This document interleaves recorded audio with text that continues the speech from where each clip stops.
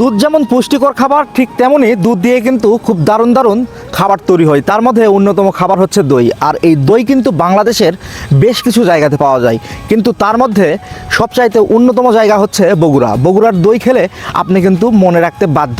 ঠিক সেই রকমই একটা নতুন বাজারের সন্ধান পেয়েছি, সেটা হচ্ছে আক্কেলপুরে। আক্কেলপুরের কাশিরা, আর এই কাশিরাতে নাকি খুব দারুণ দারুণ দই পাওয়া যায়, যেটা ঘোল দই, শুকনা দই। তো আজকে আপনাদের নিয়ে আমি চলে আসলাম কাশিরা বাজারে। প্রিয় বন্ধুরা, আসসালামু আলাইকুম। আশা করছি সবাই অনেক অনেক ভালো আছেন, সুস্থ আছেন।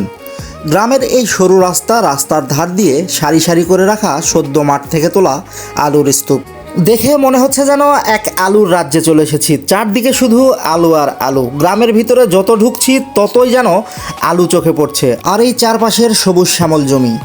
এই সাধারণ দৃশ্যের মাঝেই লুকিয়ে আছে এক অসাধারণ স্বাদ। আজ আমরা খুঁজতে বের হয়েছি সেই স্বাদের সন্ধানে, যার কথা অনেক দিন ধরেই মানুষের মুখে শুনে আসছি। গন্তব্য কাশিরা বাজারের বিখ্যাত দই। এই দইয়ের সুনাম এই অঞ্চলের চারদিকে ছড়িয়ে পড়েছে। আমি বেশ কিছুদিন আগে এইটার খবর পেয়েছি, কিন্তু আসা হয়নি সময়ের কারণে। এই রাস্তা দিয়ে যতই এগোচ্ছি ততই যেন অবাক হয়ে যাচ্ছি। এত পরিমাণ আলু আমি এর আগে কখনো দেখিনি। চারপাশে শুধু আলু আর আলু, রাস্তার এই পাশে আলু, ওই পাশে আলু, বাড়ির উঠানে আলু, সব দিকে শুধু আলু আর আলু। আর বাজারের দিকে হয়তোবা আমরা চলে এসেছি, তাই আমরা এখন দইয়ের জিনিসপত্র দেখতে পাচ্ছি। মনে হয় আর একটু গেলেই আমরা বাজার পেয়ে যাব।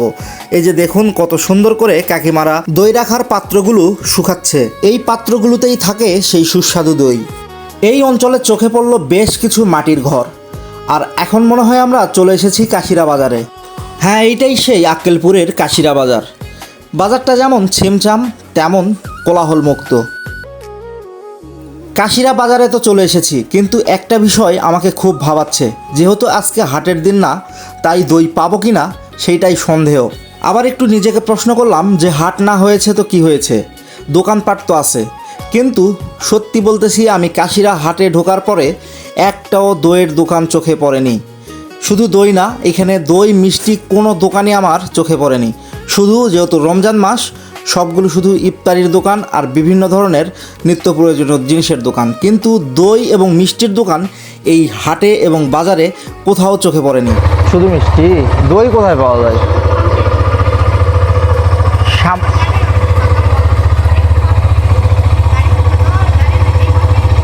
শ্যামল। তবে বাজারের ভিতরে হঠাৎ করে একটা মিষ্টির দোকান চোখে পড়লো, আর মিষ্টির দোকানদার আমাকে বলল যে আপনাকে শ্যামলের বাড়িতে যেতে হবে, আর সেখানে গেলেই আপনি দই পাবেন। আমি কাশিরা যাই খুঁজিচ্ছি যে দই কই কাশিরা। কাশিরা বাজারে নাই তো বাজারে তো কাশিরার মনে হয় দই পাওয়া যায় না। ঘরে ও এইখান থেকে করে না, কাকা এখান থেকেই বিক্রি করে। আবার কিছু কিছু দোকানে আছে। আচ্ছা, তাই তো বলি। কোনো দোকান কাকার নিজস্ব কোনো দোকান নাই, বাসায় দোকান। এই অনেক দূর দূরান্ত থেকে মানুষ আসে নিয়ে যায়। এই আমি নিয়ে যাবো, খালি আমরা নড়াইলে নিয়ে যাবেন? তাই বড় চাইলাম, বড় নাই। চিন্তা করা যায়, ভাই দই নিয়ে যাবে হচ্ছে নড়াইলে।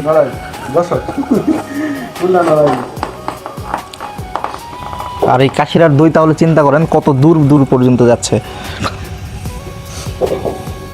প্রিয় বন্ধুরা, আপনারা কিন্তু নিজেরাই শুনলেন যে এই কাশিরা বাজারের দই কতটা বিখ্যাত, আর এই দই বাংলাদেশের কোন কোন অঞ্চলে যায়। দাদা আদাব। আদাব। ভালো আছেন আপনি? হ্যাঁ হ্যাঁ। কি নাম আপনার দাদা? শ্যামল চন্দ্র ঘোষ। শ্যামল চন্দ্র ঘোষ। হ্যাঁ। তো দাদা, আপনার বাসা তো কাশিরাতে। হ্যাঁ, কাশি। তো এই কাশিরার দইয়ের রহস্যটা আমাকে বলবেন একটু, যে কাশিরার দই এত সুস্বাদু। মানে আমরা তো শুনছি যে কাশিরার দই খুবই সুস্বাদু, আচ্ছা। বগুড়ার চাইতেও নাকি ভালো। তো এটা কেন, মানে কাশিরার দই কেন এত মানে স্বাদে গুণে অতুলনীয়, একটু বলবেন?